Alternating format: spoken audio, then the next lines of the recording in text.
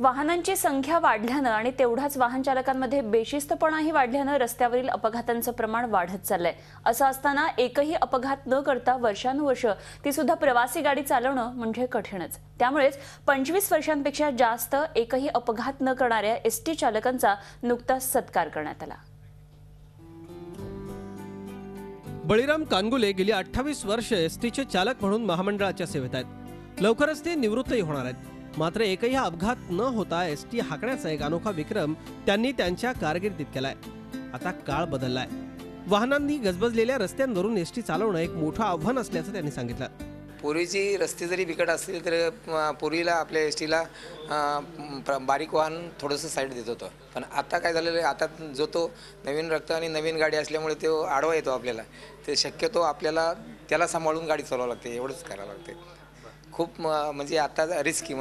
तर राज मोहम्मद इब्राहिम शेख यांनी 27 वर्षांपैकी 20 वर्ष रात्राणी म्हणजेच रात्रीच्या वेळी एसटी चालवली आहे। असं असलं तरी शेख यांनी हे आव्हान सहज पेललं आणि लाखो प्रवाशांना अगदी सुखरूप नेलं। आपण ज्या रॅकमध्ये चालतो तो रॅक सोडून डावी बाजू सोडून राईट साईडला आपण वाहन चालवायचं नाही।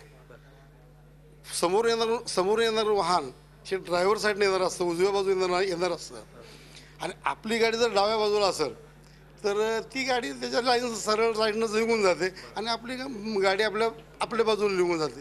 तर हा मंत्र पहिल्यापासून आम्ही अंगीकारल्यामुळं अपघाताचा काही प्रश्न झाला नाही। कानगुले आणि शेख यांच्यासारख्या एकूण 64 एसटी चालकांचा एसटी महामंडळातर्फे नुकताच सत्कार करण्यात आला।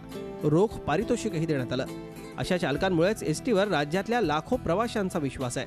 म्हणूनच आजही एसटी राज्याची, विशेष करून ग्रामीण भागाची जीवनवाहिनी म्हणून ओळखली जाते। Amit Joshi, Zee Media, Mumbai. Zee 24 तास रहा एक पाऊल पुढे।